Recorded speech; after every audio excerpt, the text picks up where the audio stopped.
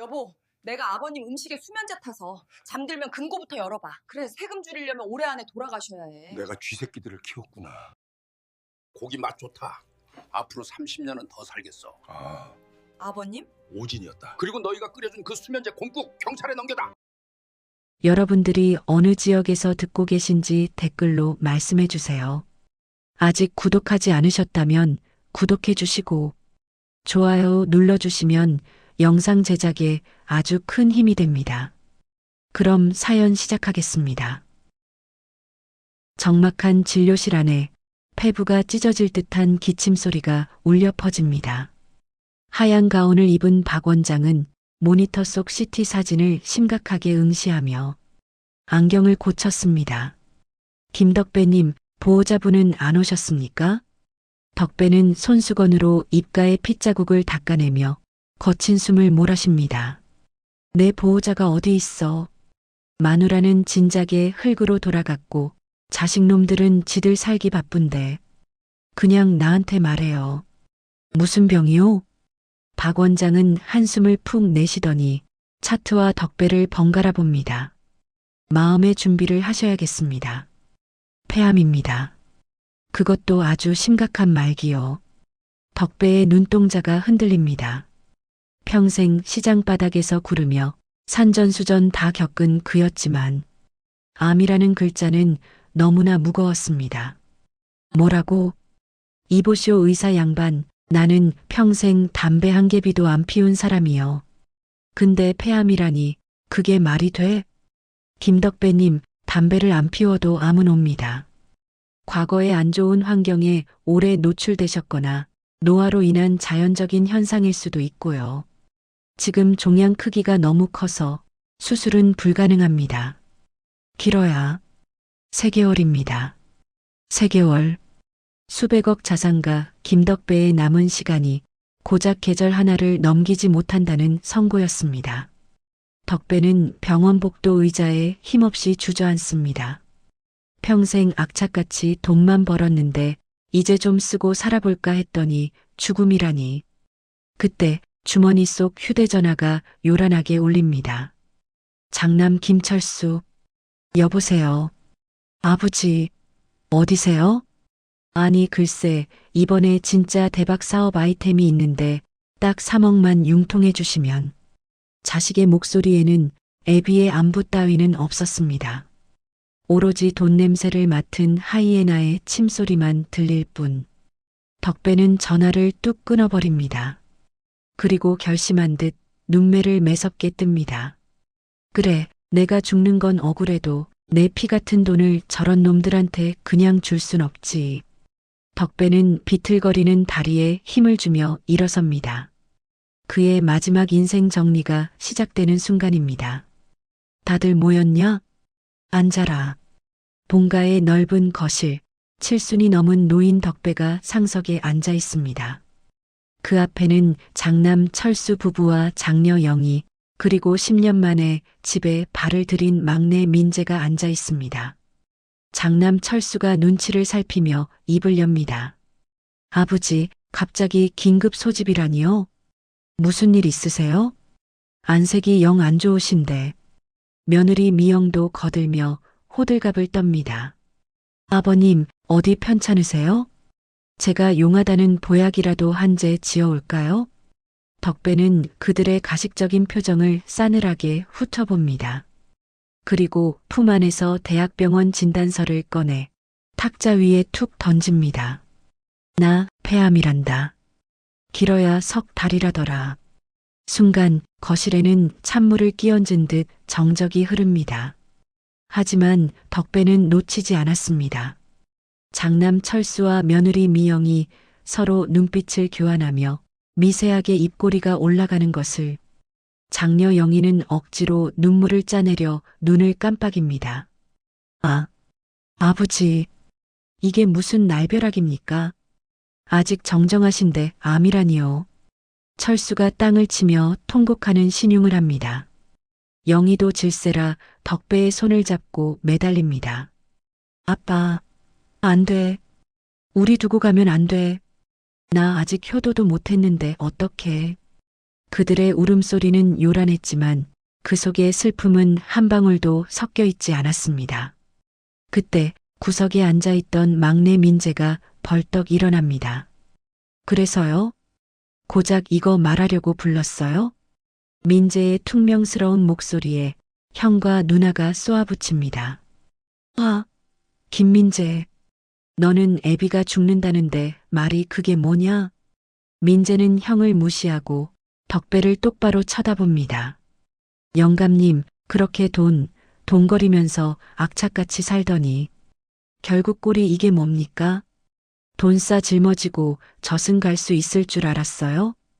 민재의 독설에 덕배의 가슴이 욱신거립니다. 하지만 민재는 말을 잇지 못하고 입술을 깨뭅니다. 그는 획 돌아서 현관으로 향합니다. 정갑니다. 장례식 때나 부르쇼. 쾅! 현관문이 닫히고 덕배는 씁쓸한 표정으로 남은 자식들을 봅니다. 내 유산은 법대로 정리할 거다. 하지만 내 병수발을 제일 잘 드는 놈한테 이 집이랑 알짜배기 상가 하나 더 얹어주마. 그 말 한마디에 통곡하던 철수와 영희의 눈빛이 번뜩입니다. 슬픔은 사라지고 탐욕스러운 계산기가 돌아가는 소리가 들리는 듯합니다. 덕배는 속으로 피눈물을 삼킵니다. 막내 녀석, 나가는 뒷모습이 왜 그리 처연하던지. 덕배는 민재가 뒤돌아설 때 그의 눈시울이 붉게 충혈되어 있었다는 것을 미처 보지 못했습니다. 여보, 아버님 수면제 드셨어? 확인했어? 방금 코 고는 소리 들리더라. 확실히 잠드셨어. 어둠이 내려앉은 덕배의 집 거실. 장남 철수와 며느리 미영이 소곤거리는 소리가 들립니다. 그들은 병간호를 핑계로 아예 덕배의 집으로 짐을 싸서 들어왔습니다. 미영은 부엌에서 고무장갑을 벗으며 철수에게 손짓합니다. 당신 얼른 안방 들어가서 금고 찾아봐. 내가 낮에 공국 끓여드리면서 보니까 장롱 안쪽 깊숙한 곳에 뭔가 숨기시는 것 같더라. 알았어. 근데 미영아, 아버지 진짜 3개월 못 넘기시겠지? 이번에 상속세 개편된다는데 올해 안에 돌아가셔야 세금이 확 줄어든단 말이야. 걱정 마. 박 원장님이 그랬잖아. 이미 손 쓸 수 없다고.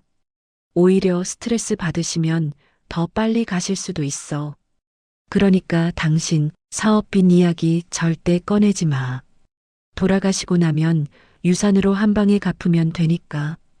방 안에서 자는 척 누워있던 덕배는 이불을 움켜쥔 손이 부들부들 떨립니다. 이런 천하의 몹쓸 놈들. 애비 목숨보다 세금이 더 걱정이라니. 내가 호랑이 새끼를 키운 게 아니라 파렴치한 쥐새끼들을 키웠구나. 덕배는 낮에 며느리가 가져온 공국이 떠오릅니다. 유난히 뽀얗고 진했던 국물. 하지만 묘하게 씁쓸한 뒷맛이 났었습니다. 설마 그 공국에 수면제를 탔던 것일까? 덕배는 입안에 남은 쓴맛을 억지로 삼키며 눈을 질끈 감습니다. 다음 날 아침 장녀 영희가 요란하게 등장합니다. 아빠, 내가 아빠 마지막 가시는 길 정말 화려하게 해드리고 싶어서 수에 알아보고 왔어. 무형문화재 장인이 만드는 건데 삼배가 아니라 명주실로 짠 거래. 이거 입으면 저승 가서도 대우받는다네. 영희는 카탈로그를 펼치며 덕배에게 카드를 내밉니다. 계약금만 일단 걸게. 1,000만 원밖에 안 해. 아빠, 카드 좀 줘봐. 덕배는 헛웃음이 나옵니다. 살아있는 애비 앞에서 수의 타령이라니. 그는 지갑에서 카드를 꺼내 던져줍니다. 그래, 긁어라. 내가 좋다면 해야지. 영희는 신나서 백화점으로 달려갔지만 그녀의 손에는 수의 계약서가 아닌 신상 명품 가방 쇼핑백이 들려 있었습니다. 덕배의 휴대전화로 날아온 결제 문자가 그것을 증명했습니다. 5백화점 명품관 마이너스 580만 원 결제. 그날 밤 덕배는 깊은 잠에 들지 못하고 뒤척입니다. 가슴이 답답하고 기침이 멈추지 않습니다. 마치 폐 속에 무언가가 꽉 들어차 있는 느낌. 쿨럭, 쿨럭, 컥. 극심한 기침 소리에도 건너방의 아들 내외는 코를 골며 잘만 잡니다. 고독한 밤, 덕배는 죽음보다 더 깊은 외로움에 몸서리칩니다. 비가 추적추적 내리는 오후, 초인종 소리가 들립니다. 인터폰 화면에는 우산을 쓴 막내 민재의 모습이 보입니다. 집안에 있던 며느리 미영이 인상을 찌푸립니다. 도련님은 또 왜 왔대? 아버님 유산 포기하겠다고 각서까지 쓰고 갔으면서. 덕배는 며느리를 물러가게 하고 직접 문을 열어줍니다. 비에 젖은 민재가 쭈뼛거리며 현관에 서 있습니다. 그의 손에는 꼬질꼬질한 검은 비닐봉지가 들려 있습니다. 들어와라. 아니요. 됐습니다. 신발 더러워서 들어가기 좀 그렇고. 이거 받으세요. 민재는 비닐봉지를 덕배의 손에 쥐어줍니다. 묵직합니다. 이게 뭐냐? 그동안 카센터 하면서 푼돈 모은 겁니다. 얼마 안 돼요. 3천만 원 정도.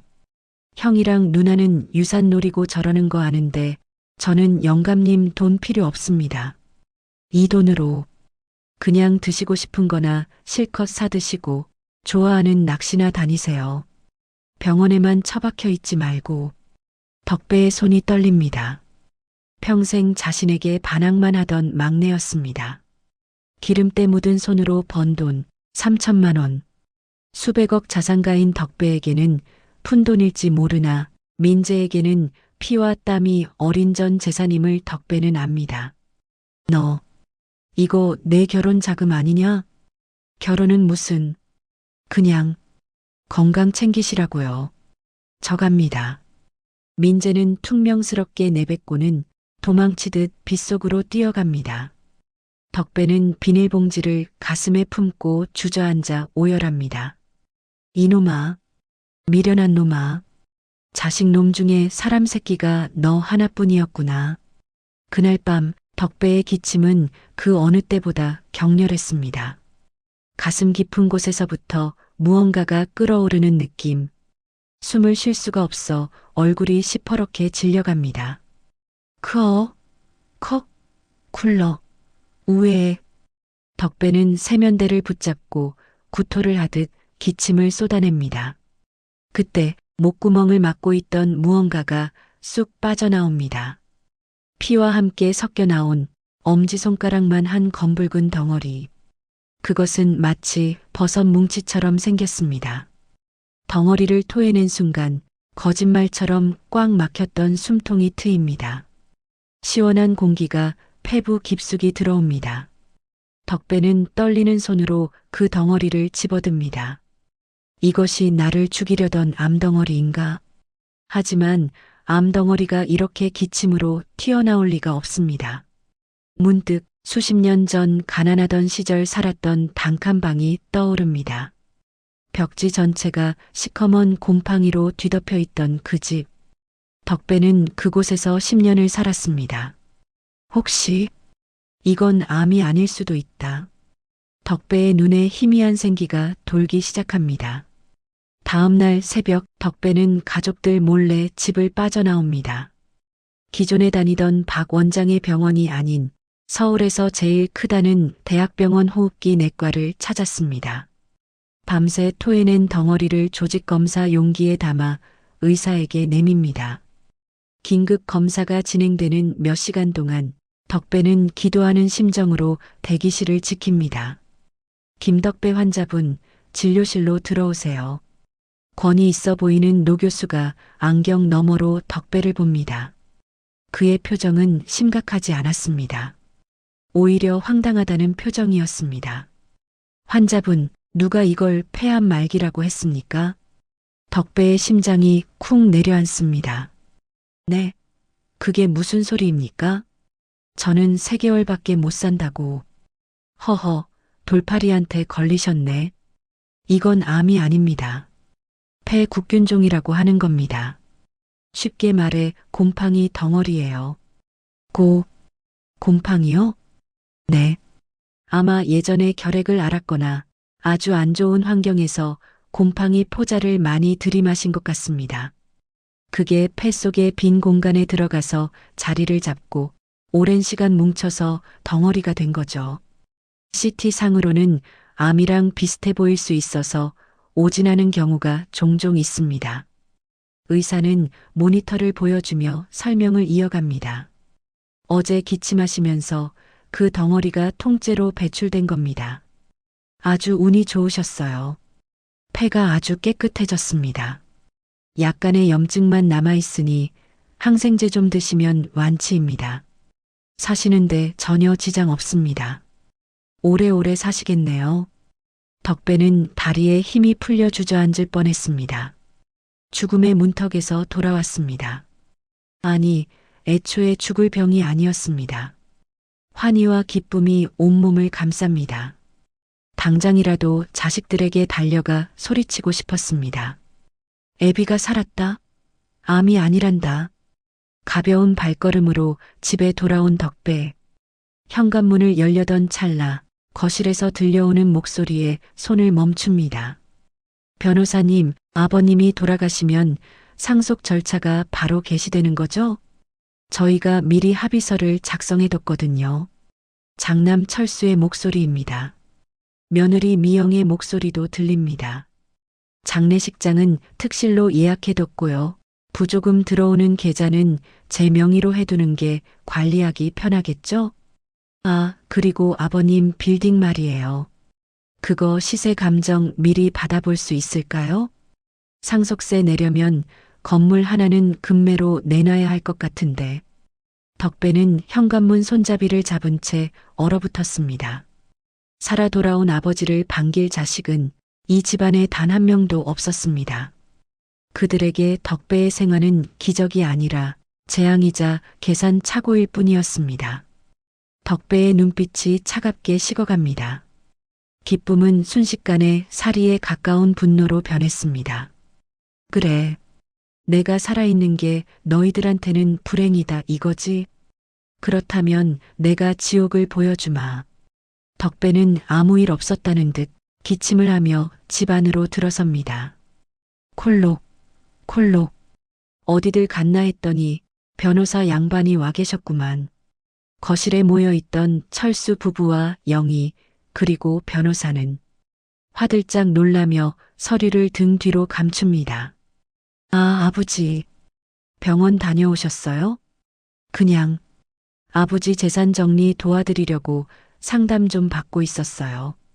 철수가 비굴하게 웃으며 변명합니다. 덕배는 모르는 척 힘없는 목소리로 말합니다. 그래, 고맙다. 내가 정신이 오락가락해서 말이야. 요즘은 내가 누군지도 가끔 잊어버려. 그 말에 며느리 미영의 눈이 반짝입니다. 아버님, 정신이 흐려지세요? 어머, 큰일이네. 혹시 치매 기운이 오신 건 아닐까요? 미영은 철수에게 눈짓을 보냅니다. 덕배가 방으로 들어가자 그들의 목소리가 낮게 들려옵니다. 여보, 들었어? 치매 오시면 유언장 효력 문제 생길 수도 있어. 빨리 인감증명서랑 위임장 받아놔야 해. 오늘 밤에 도장 찍게 만들자. 덕배는 방문에 귀를 대고 그들의 음모를 듣습니다. 살아있는 아버지를 두고 치매 환자로 몰아 재산권 행사를 막으려는 수작입니다. 저녁 식사 시간, 덕배는 일부러 밥을 흘리고 헛소리를 합니다. 내 곰팡이. 아니, 내 돈. 민재야, 낚시 가자. 어머, 아버님. 민재 도련님은 여기 없어요. 많이 편찮으시구나. 미영은 안타까운 척하며 덕배의 옷에 묻은 밥풀을 떼어내지만 그 손길은 거칠기 짝이 없습니다. 그녀는 덕배가 낮에 토해놓은 핏자국 사실은 곰팡이 배출 흔적이 묻은 손수건을 발견하고는 화장실에 가서 철수에게 전화를 겁니다. 여보, 아버님 각혈하셨나 봐. 피를 엄청 쏟으셨어. 이제 진짜 며칠 안 남으신 것 같아. 장례식장, 제일 비싼 데로 확정해. 조문객 많이 와야 부조금도 많이 거치지. 덕배는 침대에 누워 천장을 바라봅니다.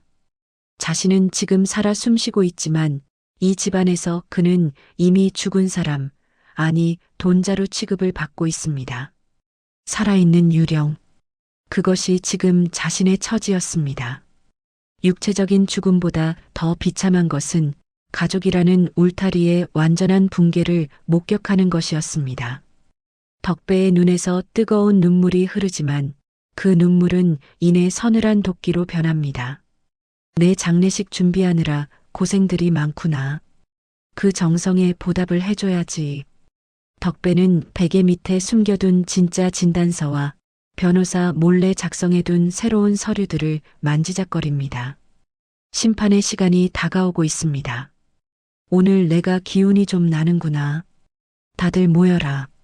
오랜만에 외식이나 한번 하자. 제일 비싼 한정식 집으로 예약해라. 덕배의 호령에 자식들은 내심 쾌재를 불렀습니다.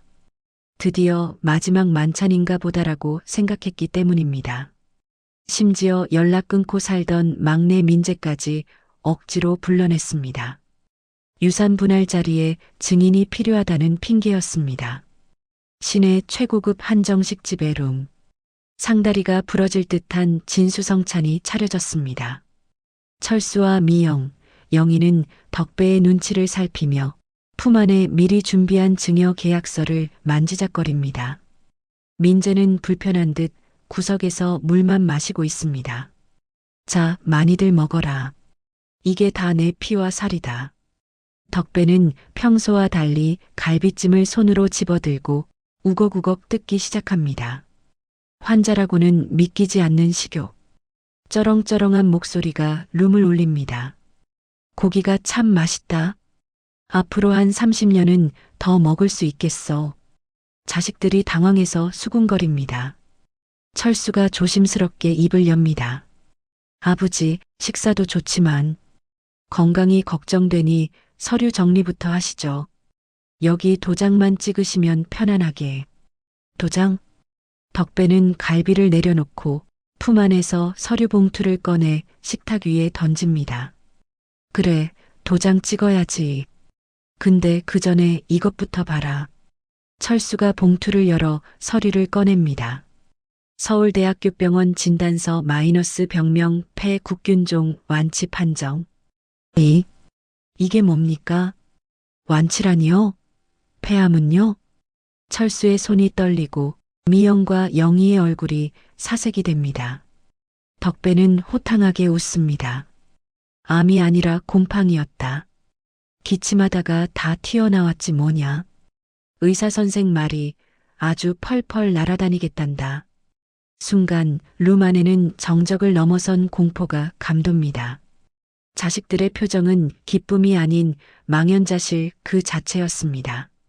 덕배는 표정을 싹 바꾸고 두 번째 서류를 꺼냅니다. 그리고 이건 너희들에게 주는 진짜 유산이다. 부양 의무 불이행에 따른 사전 증여 취소 소송장. 전 재산 사회 환원 서약서. 내 재산 500억. 전부 장학재단과 독거노인 후원단체에 기부한다. 변호사 공증까지 다 마쳤다. 아버지, 그게 무슨 말씀이세요? 영희가 비명을 지릅니다. 덕배는 차가운 눈으로 자식들을 하나하나 쏘아봅니다. 내가 아픈 척 누워있는 동안 너희가 한 짓거리들 내가 모를 줄 알았냐?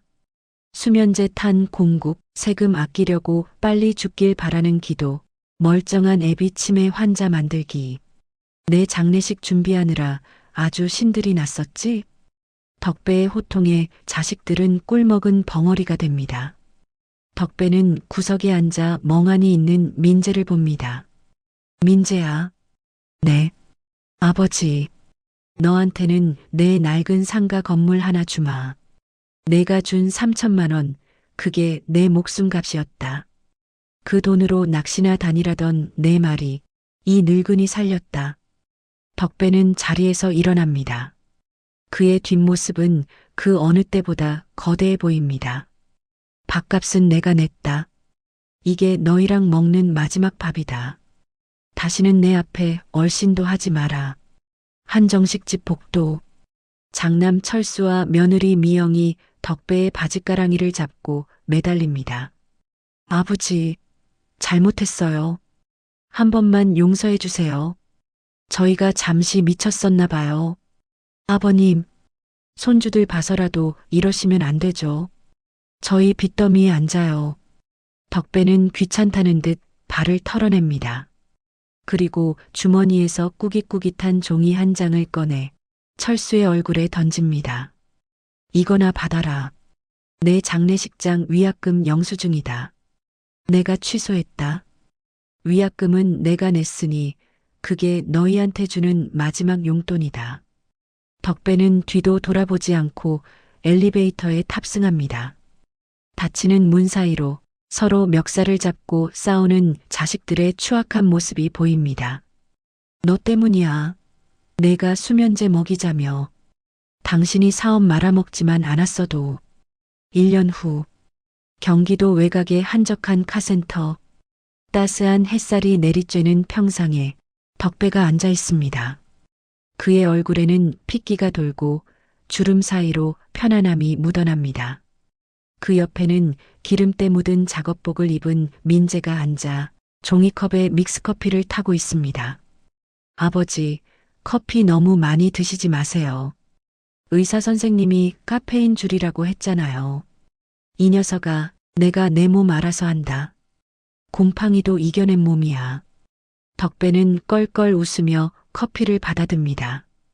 저 멀리서 손님 차를 수리하는 소리가 들리고 라디오에서는 흘러간 옛 노래가 나옵니다. 수백억 빌딩 주인이라는 타이틀은 내려놓았지만 지금 덕배의 곁에는 진심으로 그를 걱정해주는 아들이 있습니다. 민재야. 네. 이번 주말에 낚시나 가자. 내가 월척 낚는 법 알려주마. 좋죠. 채비 챙겨 놓을게요. 덕배는 커피를 한 모금 마시고 고개를 들어 맑고 파란 하늘을 바라봅니다. 그는 가슴을 활짝 펴고 깊게, 아주 깊게 숨을 들이마십니다. 폐부 깊숙이 들어오는 신선한 공기. 더 이상 기침은 나오지 않습니다. 그는 이제야 비로소 자신의 진짜 인생을 숨쉬고 있었습니다.